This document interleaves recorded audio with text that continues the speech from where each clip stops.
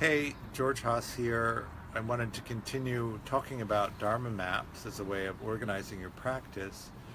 And the topic today would be uh, purification of conduct. The way that I like to talk about that is that you come to the practice.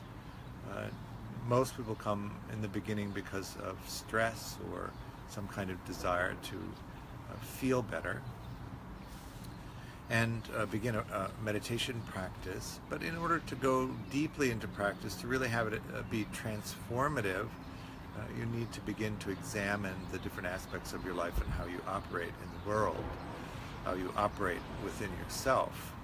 Um, the first training is around developing some sense of ethics or uh, an ethical way of being in the world. I like to characterize it as making a decision to be a good person.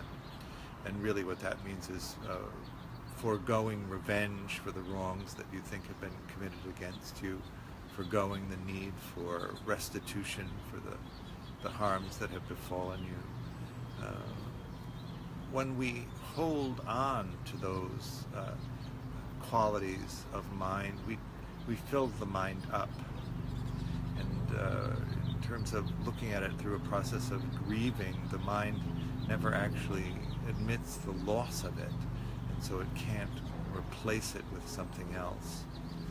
So in this decision to become a good person and relinquishing the need for revenge, for compensation for the wrongs that have happened to you, in some sense what you're doing is opening up to the possibility of something different, something better, I would hope. In undertaking an ethical training, then, in making the decision to be a good person, we undertake the practice of ethical behavior. For householders in the West, this is the investigation and undertaking of the practice of the 5 precepts. For householders, the first is to undertake the practice to refrain from killing. So this is a question. What is that? What is killing? What does that really mean? To undertake the practice to refrain from causing harm through killing sentient beings, we then would look at certainly the killing of other people, causing harm in that way, but we might also wish to examine the killing of animals, the use of animals, which is so much a part of our culture. In some sense, the fact that we are as wealthy a culture as we are allows us this luxury of eating meat.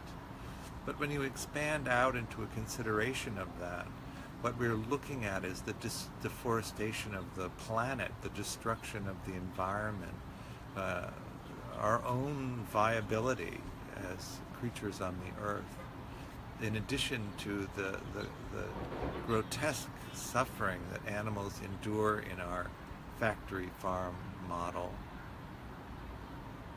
This is then in each bite of meat an act of harming. How do you reconcile that? How does that make sense to you? We may have considered these things not at all, and so part of this practice of undertaking an ethical investigation of how you manage your being here is to open that up, look at it. The second is to undertake the practice to refrain from causing harm by taking what is not freely offered. So here is this admission against stealing.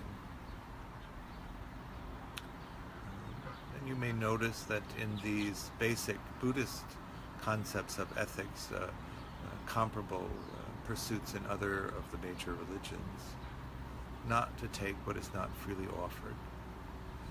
One of the things that we're attempting to do as we develop an ethical stance in the world is to free the mind up from the constant worry, the constant concern of retaliation, of harm coming toward us, which can easily follow the taking of what is not freely offered. The third is to undertake the practice to refrain from causing harm through sexual conduct or sexual misconduct. How do you navigate your sexual arousal? In what way do you exchange in relationships around the sexual activity? Are you considering the aspect of harm that might come from certain types of behavior, infidelity or breaking commitments, sexual exploitation of children, engaging in prostitution or pornography, all of these things that tend to lead to the harming of someone? Can you frame your sexual activities in such a way that you're not causing harm, that it becomes a mutually beneficial exchange of intimacy with someone else? The fourth is to refrain from causing harm through speech, harsh speech, false speech. This is a question of authenticity. Can you say, using the filter of right speech, is it true, is it timely, is it helpful, is it kind? Can you express yourself authentically to other people? Can you be in the world in a place of integrity and authenticity? Or do you need to lie? Do you need to manipulate because you think that that's the only way that you can get what you want? Can you not get what you want in order to maintain your authenticity? Or are you so emotionally driven that that isn't really a freedom for you? And the last of the householder precepts is to refrain from causing harm through imbibing intoxicants that might lead to heedlessness. How do you use your time? How do you use your resources? Are you intoxicating with drugs and alcohol, or through different kinds of behaviors that keep you out of the experience of the present moment, keep you distracted, keep you in a place of inauthenticity?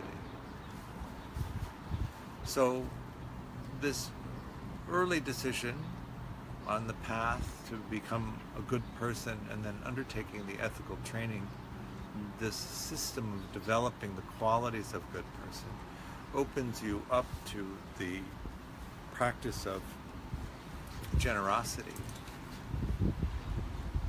We tend to talk about generosity in three different levels. The first is to give what you have, what you're not attached to, and what you don't need for your survival. We are in an affluent culture, so there's lots of material things for most people that might fall into that category. Clutter, the stuff that you have. The second is to give what you have, what you are attached to, but you don't need for your survival. A little bit more an intensive way of being in generosity. To see this coming and going of things, the impermanence of things, rather than getting caught up in scarcity. And then the third level of generosity is to give what you have, what you need for your survival. To give what you have, what you are attached to, and what you need for your survival. An unusual level of giving, but you hear often of a parent, say, rushing to rescue a child and in the process losing their own life. This process of generosity, this idea of opening up rather than closing down, hunkering down, withholding, hoarding, opens you up then to experience the comings and goings of life, the comings and goings of people, of social position, of material possession, opening up to the possibility of authenticity, all of these comings and goings, these ebbings and flowings.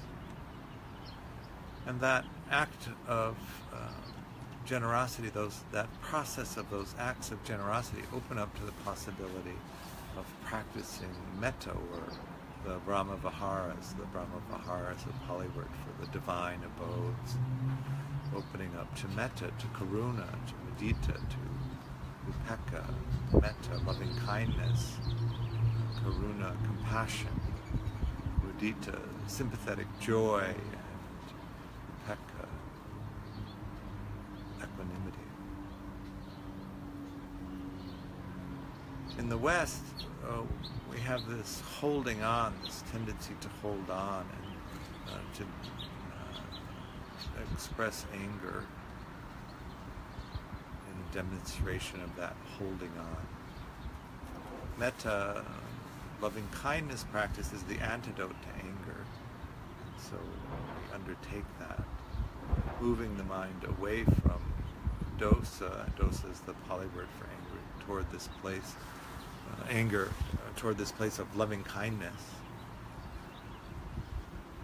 But we may, in the West, need to begin a process of forgiveness first, so moving in the direction of a forgiveness practice, attempting to let go of these slights, these wounds, these harms.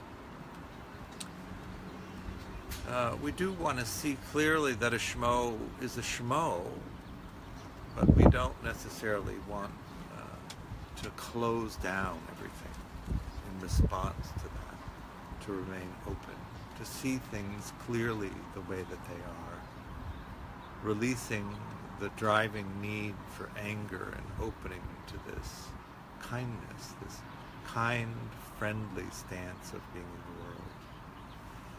the world. Karuna, or compassion, is a willingness to experience the suffering of other people empathetically in your own body, and to be present for the experience of someone else's suffering. In a sense, the generosity piece here is this emotional co-regulation that can happen between two people who are empathetically connected, so attuned and connected. Mudita is the Pali word that means sympathetic joy, so this is an active joyfulness in the success of others. So other people pursuing their own path, their own exploration, making their own lives meaningful, and then being open to the sharing of that experience with them, and also the encouragement that they continue their exploration, even if it means that there's a separation between you because their exploration takes them away from you. And then the last is equanimity practice, where you understand that each person has their own karma, and that you can't control their karma or control or change their karma, that they, through their own intention and actions, carry forth into their own karma. So this process in the beginning of entering into the path of enlightenment, the pursuit of enlightenment as an activity, is this ethical training. We can begin it and continue to practice it as we develop the other aspects of practice, but it is the beginning, the place where you want to start. Thank you.